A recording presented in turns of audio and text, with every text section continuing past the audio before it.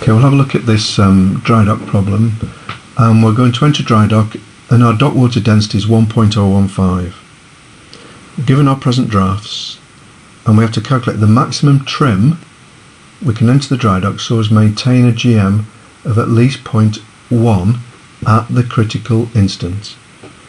In these problems we always assume that the KM remains constant, so the KM that we first calculate, that's what we're going to use.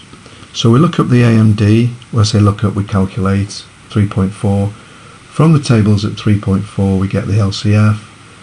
Initial true mean draft has to be the aft draft minus, because of course our aft draft is greater than the forward draft, and we get 3.392.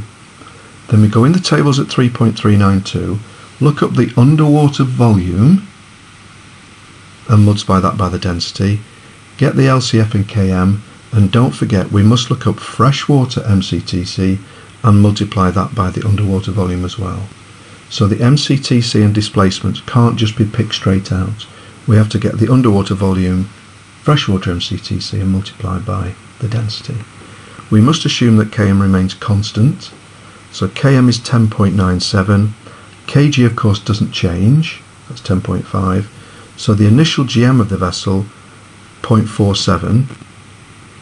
Minimum GM is required is 0.1. So in effect the maximum loss of GM we can have is 0.37.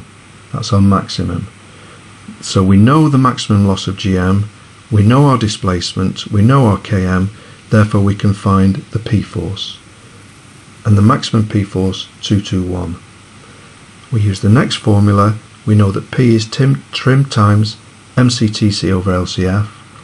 We found the P force, we know our MCTC, we know our LCF, therefore the maximum trim is 109 centimeters. So remembering that trim always comes out in centimeters in this formula.